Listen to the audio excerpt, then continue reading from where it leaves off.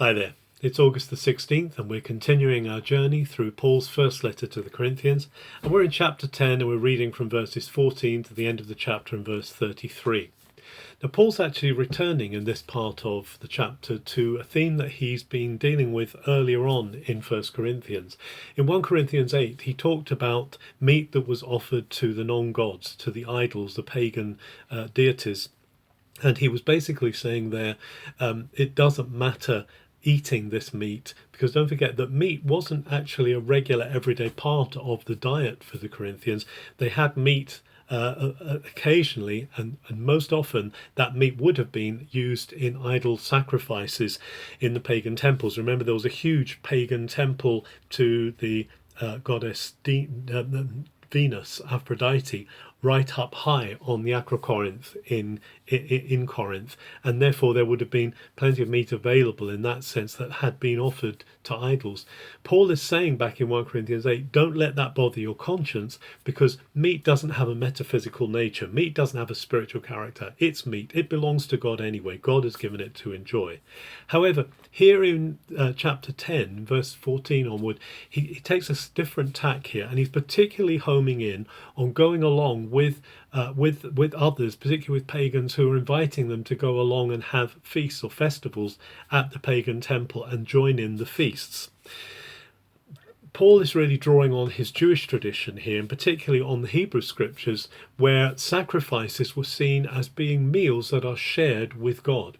And so he says that in the tabernacle and in the temple, when the priests were eating some of the part of the sacrifice that God allowed them to eat, it was holy, and therefore they were sharing the meal with God. Not only the priests and Levites were doing that, but actually there were some sacrifices and some offerings that were also shared by the people. They had to be eaten at the temple. So Paul understood the nature of eating meals with God, as it were, and he's saying, don't do that. Actually, run away from doing that when it comes to the non-gods, when it comes to the pagan gods, because otherwise you're going to compromise your stand, and people are going to misunderstand the fact that you are standing with the one God whose Messiah is Jesus.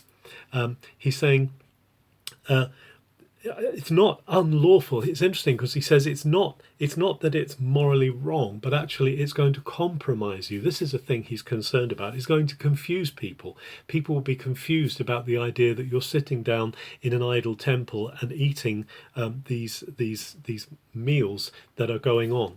Now, he also then talks about going to a private home and eating with pagans. Maybe someone's inviting people to come to their home. After all, Jesus went and ate with tax collectors, with sinners. Jesus didn't refuse to go to people's homes and eat with them. And Paul's saying, so when you go, don't inquire about whether the meat's been offered to idols. Don't inquire about whether it's tainted. Just eat what's set before you with a good conscience. And anyway, the believers in Messiah, just like the Jews, would have been blessing the food they were eating, and they would have been giving thanks to God for giving the fruit of the earth and for giving meat from the earth.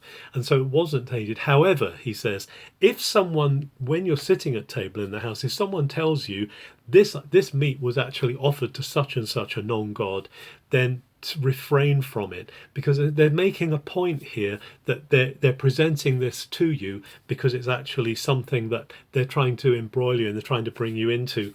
Or, on the other hand, they may be letting you know that so that they don't offend your conscience. They say, look, by the way, this has been offered at the temple of Venus. You may not want to eat it. And Paul is saying, if its provenance is clearly declared as coming from an idol temple and you're in a private home, don't compromise your witness by eating it. Paul says it's about winning people. It's actually about not blocking anyone's path to get to Jesus. He says, whenever you eat or drink anything, do it as before God. Do it for his glory. It's not about eating to the glory of any other reason or any other entity. It's about his glory. And he wants to make sure that he's not blocking or interfering with anyone's possibility of knowing the one true God and his Messiah, Jesus.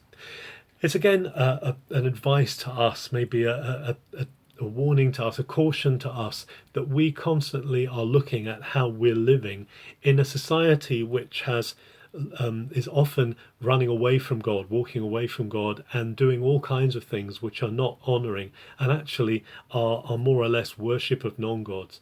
As believers in Jesus, we are dissenters to the world system. We are not those who follow the ways of the non-God idols. We're not those who follow the ways of the world in that sense. We are given over to the God and Father of our Lord Jesus Christ, and it's him we want to serve in everything we do, whether it's eating, drinking, rising, sleeping, whatever we're doing. Let's do everything for the glory of this amazing God whom we serve.